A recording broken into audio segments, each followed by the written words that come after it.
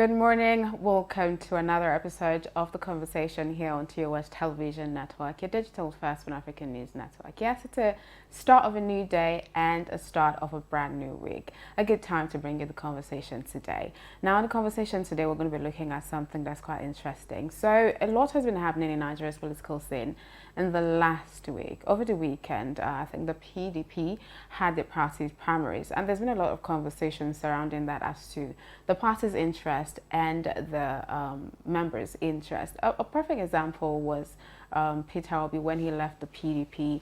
And his reason was because he says the party interest does not really represent his own interest. So today in the conversation, we're going to be looking at should the political party's interest supersede members' interest or ambition. And to join me in having that conversation here is in the studio is the chairman, APC Youth Stakeholders Forum, Abdulaziz Abubakar. Good morning and welcome to the show. Good morning, Adisha. It's good to have you here again.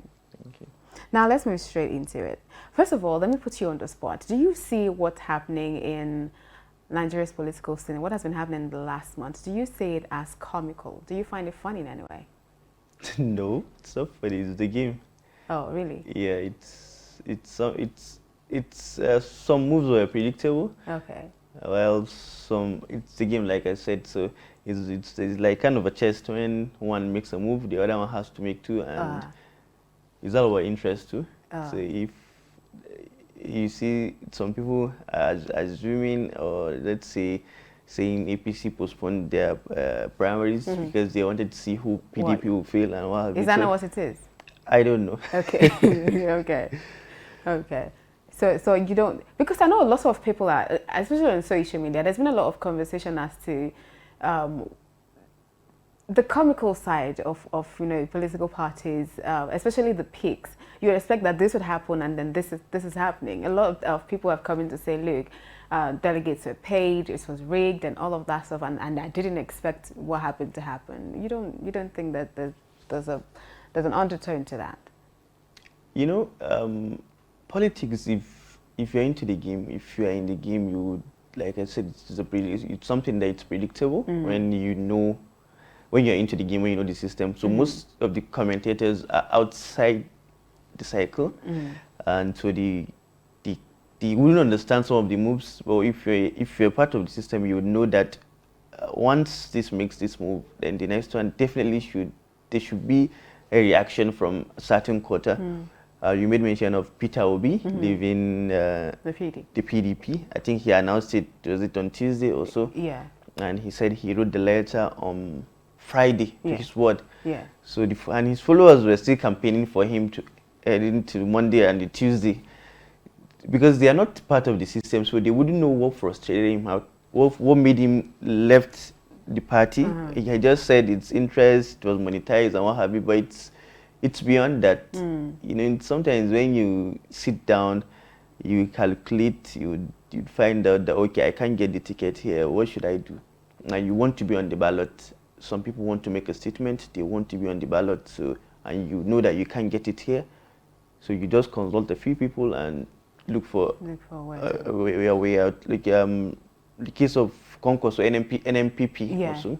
See, it's the same thing. He wants to be, not wanted. I don't know if it's possible. He wants to be president.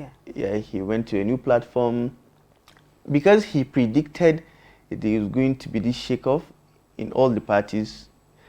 That was why he now went very early and made his own structure, and he has been absorbing people from both parties. So it's a smart move. Like I said, it's a game. Okay. So you just have to study it to predict what will happen next and to make good use of it. Okay, let's talk about this. It basically just says a lot of times what the party is interested in might not be what the members are interested in. Like pasting the party's interests, side by side, members' interests. What do you think political parties in Nigeria actually protect members' interests, or it's the other way around, where members actually just look out for the party's interests? What is it really? Okay, party is a platform that we use to get to certain positions. So I think party interest supersedes individual interest. Why is that? Why should that be? Because every party has its own constitution. So before you go into that party, you have to read the constitution and say you have to abide by it. So you can't just say because it doesn't suit you, and you want to be the flag bearer of that certain party, while their interest doesn't. Let me give you an instance now. Okay. The sorry, the flag bearer stuff they were talking about. APC wants to win. Definitely, they are incumbent. They want to retain. PDP wants to win too. So at some point they were talking about zoning. Yeah. And it's in their constitution, while it's not in our constitution. Okay. But because they want to win, so the party now had to make sure they cancel that zoning out because they want to win. So members from the south, southeast, southwest, saying it should be rotated to the south because it's their turn. Yes, yeah. But party's interest is about winning. So they just want to win. So if you are okay, just stay, let's win. We'll sort this out later. If you're not, give us space. So that's what's happening. In APC, we don't have zoning in our constitution. Okay. But there's this perceived agreement that it should go to the south since the north is about to conclude its own. It is. Some are saying it shouldn't be like that since the PDP's ticket was open. Let us allow it open. I know right now there are still permutations to see. The main interest is to win. Once you win, you come back and then sort the members out. The ones that are still there, because definitely some will leave, like the case of PDP, and then still in the APC too. I know that if it doesn't go to the south, I know that lots of people from the south will leave too, and then some would stay. It's a game. Okay, so I'm going to put you on the spot now. I need you to answer this as sincerely as possible. As a young Nigerian, in politics yourself, do you think political parties actually understand or know national interest? Do they understand what national interest is? Or do you think they work in the favor of national interest? Okay, it depends on, like I said, it's the ideology of the party and the platform. So APC in All Progressives Congress, they are progressives. So the mantra is change and then continuity rather. So, and what do you want to change from bad system of government to good one? Then PDP, okay, now I think their slogan is change the change or something. They just want to change the present government. So APC's constitution is all about national interest.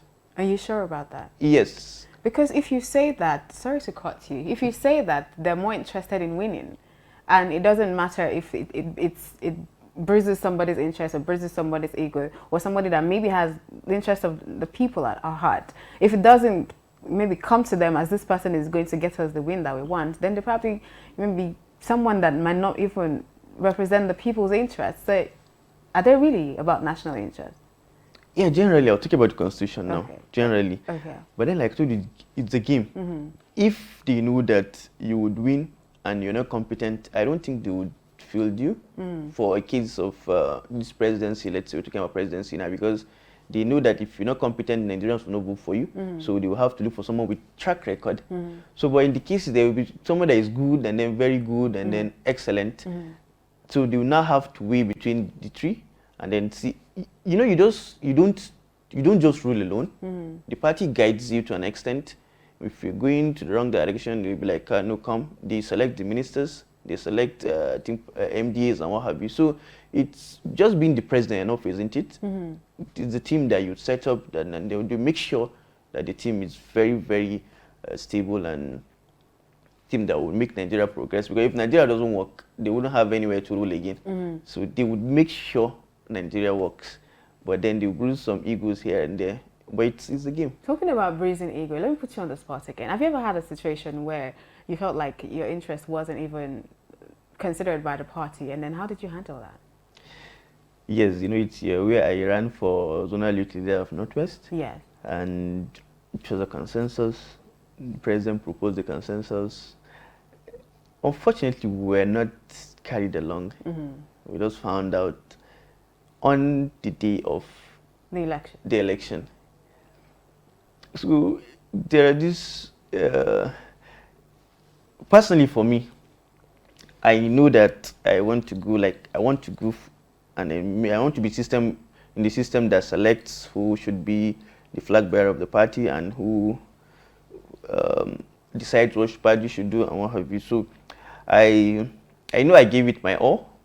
And when it came out that it was a consensus, party supremacy, I didn't challenge it.